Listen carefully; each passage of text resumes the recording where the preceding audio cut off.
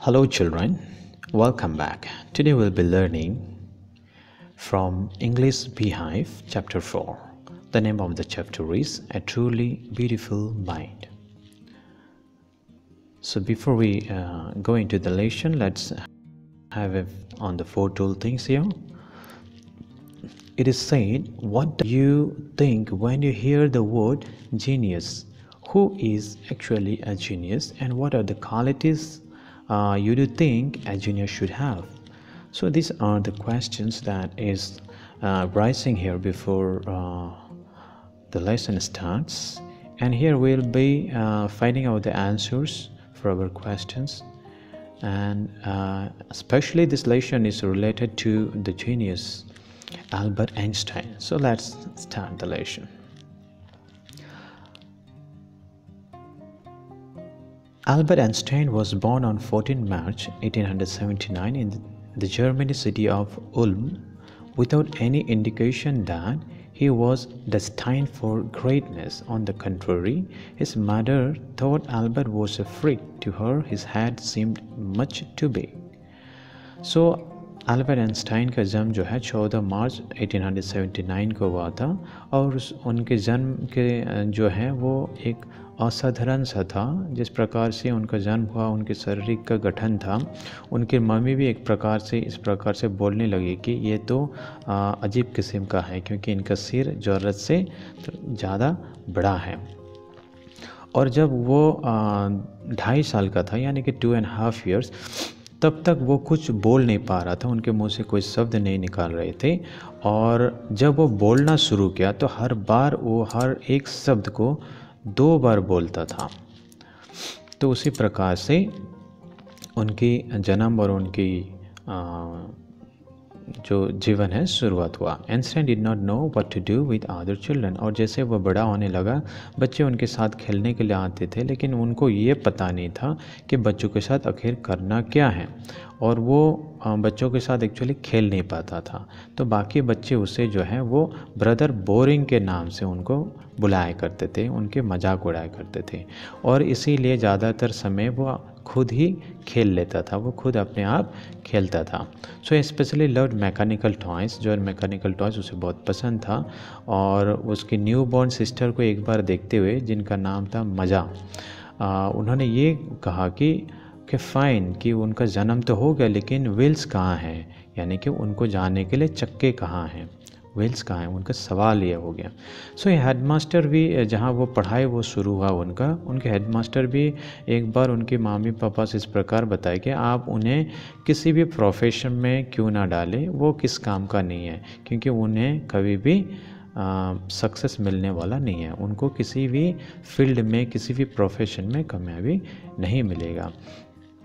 चौथा नंबर में हम यहाँ पे देखते हैं, और उससे पहले उनकी मम्मी ने एक बात बताया था। उनको मम्मी का एक इच्छा था कि उनकी बेटा जो आइंस्टाइन है वो वायलिन बजाना सीखे, और आइंस्टाइन ने वायलिन बजाना शुरू किया और उसमें कामयाबी भी हासिल की, और वो जो है एक गिफ्टेड एमेच्योर वायलिनिस्ट वो बन गए, और उन्होंने अपने पूरे जीवन में उसको मेंटेन करके रखा।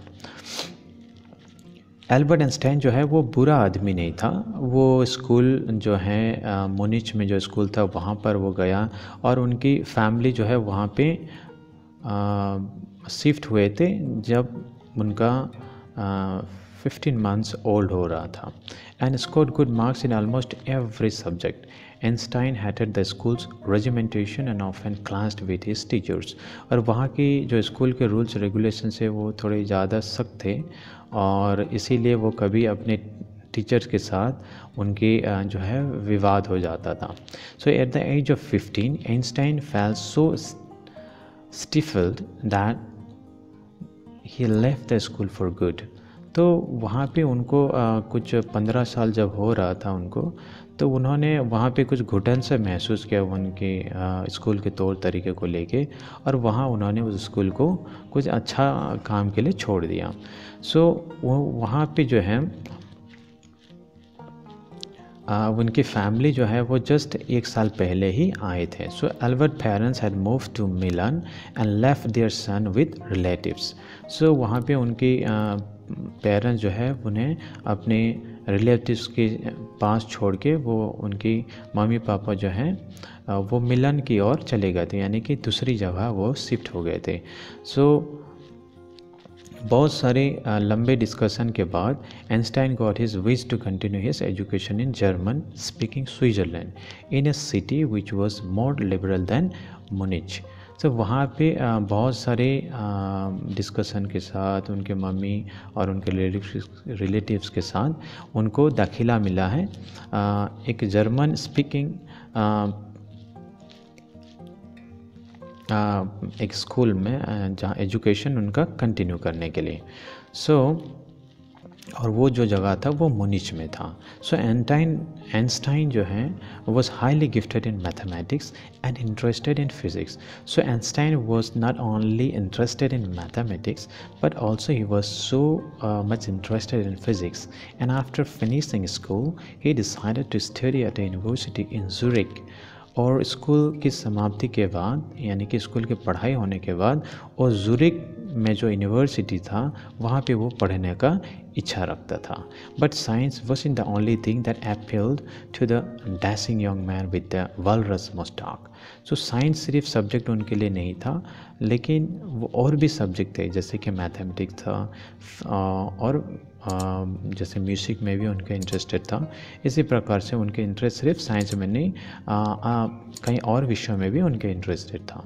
तो इस प्रकार से वो आगे बढ़ते चला गया।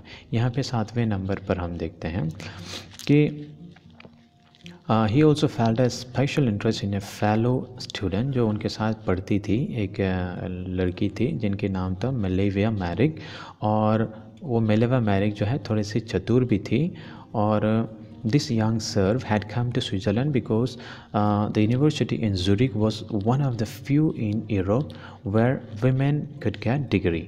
तो यूरोप में ये जो यूनिवर्सिटी था स्विट्ज़रलैंड में, वहाँ पे चंद यूनिवर्सिटी थे जहाँ से महिलाओं को डिग्री हासिल हो सकता था। इसलिए मेलेविया मैरिक जो हैं, जो आइंस्टाइन के साथ पढ़ती थी, वो वहाँ पे डिग्री हासिल करने के लिए आई थी।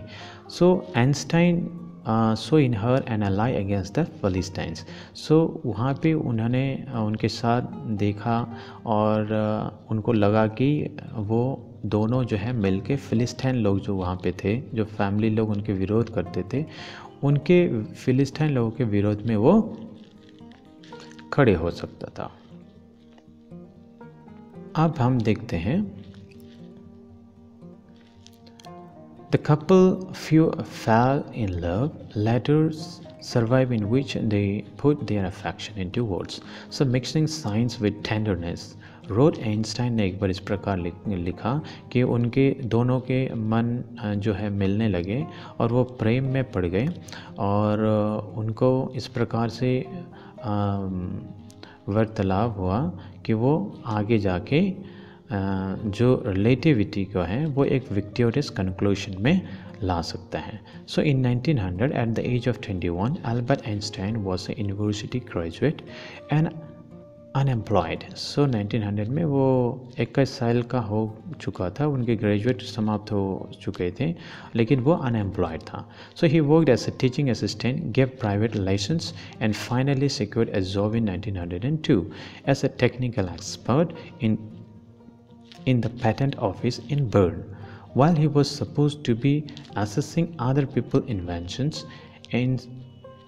Einstein was actually developing his own ideas in secret. He is said to have jokingly called his desk drawer and work the Bureau of Theoretical Physics. सो उन जहाँ पे उन्होंने काम किया, और वहाँ पे उनको काम इस प्रकार से करना था कि कुछ इन्वेंशन में वो असिस्ट करना था, इन्वेंशन में उनको साथ देना था जहाँ पे वो काम कर रहे थे।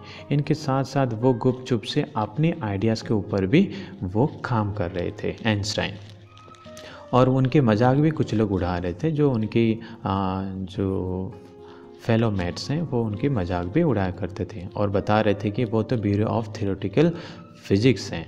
सो one of the famous papers of 1905 was Einstein's special theory of relativity, according to which time and distance are not absolute Indeed, two perfectly accurate clocks will not continue to show the same time if they come together again after a journey if one of them has been moving very fast relative to the other. From this followed the world's most famous formula which describes the relationship between mass and energy. तो उनकी research से उनकी ideas जिसके ऊपर Einstein काम कर रहे थे, सो 1905 के बाद उन्होंने इस प्रकार से एक रिलेशनशिप को बनाया जो मास और एनर्जी का। यहाँ पे हम देखते हैं E=mc², यानी कि E जो है वो एनर्जी को दिखाता है और m जो है मास को, और c जो दिखाई दे रहा है वो लाइट का स्पीड को दिखाता है जो कि 300,000 किलोमीटर पर सेकेंड ट्रैवल करती है। इसी प्रकार से उन्होंने इस फॉर्मूला को एक नया मोड़ दिया, यानी कि उन्होंने बनाया हुआ एक फॉर्मूला यहाँ पे हम देख सकते हैं। 10वें नंबर पे हम देखते हैं, while Einstein was solving the most difficult problems in physics, his private life was unraveling. Albert had wanted to marry Olivia right after finishing his studies, but his mother was against it. तो वो Olivia जो है उनसे वो जहाँ जिनके साथ उनका उठक बैठक और उनकी मेल मिलाप था, उनके मन मिल रहे थे, उनकी भावनाएं मिल रहा था और चाहते थे कि वो शादी करें, लेकिन इसके लिए आइंस्टाइन की मम्मी बिल्कुल राज़ी नहीं थी। वो आइंस्टाइन की मम्मी इसके ख़िलाफ़ थी। द पेयर फाइनली मैरिड, और ये जो है एक कपल जो है वो जोड़ी एक साथ उन्होंने 1903 में उन्होंने शादी किया, जिनके ज़रिए उनके 2 बेटे भी उत्पन्न हुए।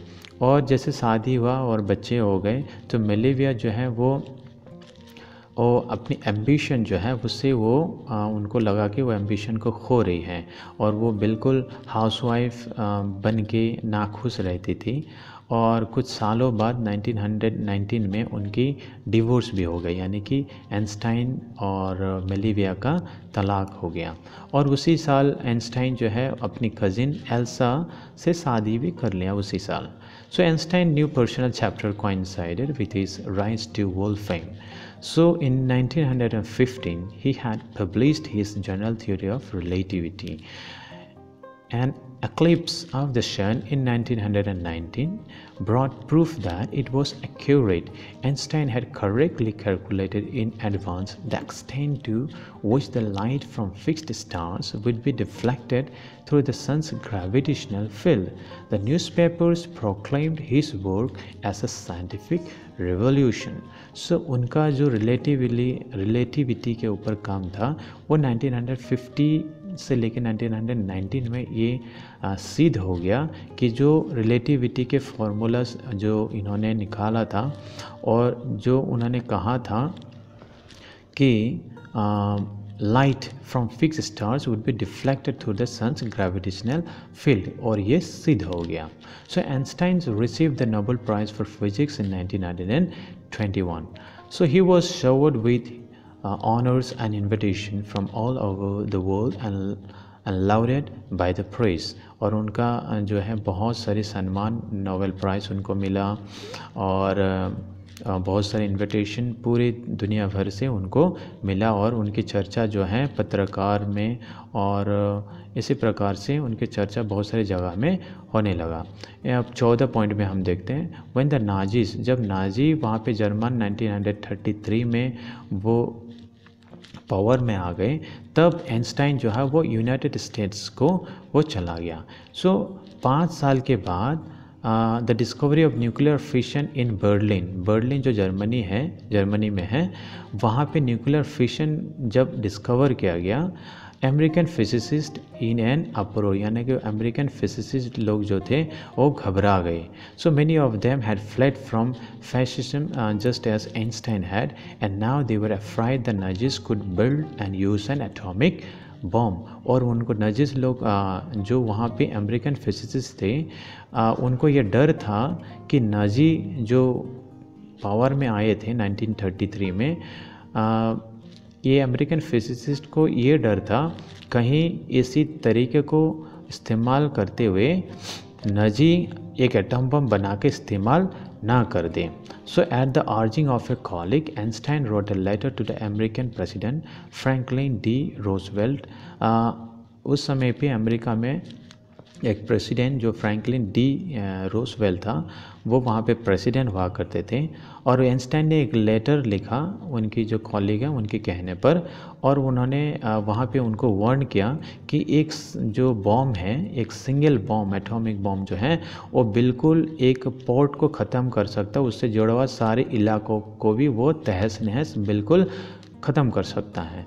और उनकी ये कहा हुआ बात बिल्कुल गलत नहीं था। His words did not fall to have an effect. So America ने एटॉमिक बॉम्ब जैसे ही उन्होंने बनाया और इस्तेमाल किया 1945 में जापान को तहस नहस करने के लिए, जहाँ पे अमेरिकन ने हिरोशिमा और नागासाकी में एटम बम छोड़ के बिल्कुल दिखा दिया कि उसका असर किस प्रकार होता है। और यहाँ पे ये सिद्ध होता है कि वो वहाँ पे लाखों लोग मर गए और बहुत वहाँ पे जगह जो है हिरोशिमा नागासाकी बिल्कुल वहाँ पे ख़त्म हो गया। तो बॉम्ब का असर जिस प्रकार से आइंस्टाइन ने कहा था वो बिल्कुल वहाँ पे सिद्ध होते हुए दिखाई दिया। तो Einstein was deeply shaken by the extent of the destruction. So ये सारे जो नतीजों को, बॉम्ब का नतीजे को देखते हुए आइंस्टाइन बिल्कुल वो हिल गया था। और वो वहाँ पे उन्होंने यूनाइटेड नेशंस के पब्लिक मैसिव को उन्होंने लिखा, और in it he propose the formation of a world government. Unlike the letter to Roosevelt, this one made no impact. और ये जैसे उन्होंने कहा वो बिल्कुल वहाँ पे वो काम तो किया नहीं, वो सारे बात ऐसे नहीं हुआ। But over the next decade Einstein got ever more involve in politics, agitation for an end to the arms buildup and using his popularity to campaign for peace and democracy. उसके बाद उन्होंने शांति और जो है डेमोक्रेसी को importance देने के लिए बहुत सारे पृथ्वी के बहुत सारी जगह में उन्होंने कैंपेन करने लगा। सो जब वो 1955 में आइंस्टाइन 76 साल का उम्र हुआ था, उस समय पे उनकी देहांत हो गया। और जैसे उनका ध्यान हुआ, he was celebrated as a visionary and world citizen as much as a scientific genius. So इसी प्रकार से एक ब्यूटीफुल माइंड के बारे में हम देखते हैं कि आइंस्टाइन उनके जन्म इस प्रकार से था। उनकी मम्मी भी उन्हें बिल्कुल पसंद नहीं करती थी क्योंकि उनका सिर बहुत बड़ा था। उनकी टीचर्स भी जो हैं वो उन्हें बिल्कुल अजीब किस्म से व्यवहार करते थे और बताते थे कि कभी कामयाब नहीं हो सकता। लेकिन यहाँ पे देखिए, कुदरत को मंजूरी कुछ और था, क्योंकि वो जीनियस बनने के लिए ही पैदा हुआ था। तो इसी प्रकार से जब भी हम देखते हैं कि जीनियस शब्द हम सुनते हैं तो हमें आइंस्टाइन की बात याद आता है। यहाँ पे शुरुआत में ही जैसे हम देखते हैं कि 50 years after his death Albert Einstein genius still reigns, यानी कि जीनियस बोलने से उनके नाम ही एक जीनियस है, उनके नाम में ही जीनियस छुपा हुआ है। इस प्रकार से ट्रूली ब्यूटीफुल माइंड के बारे में हम देख सकते हैं। Thank you.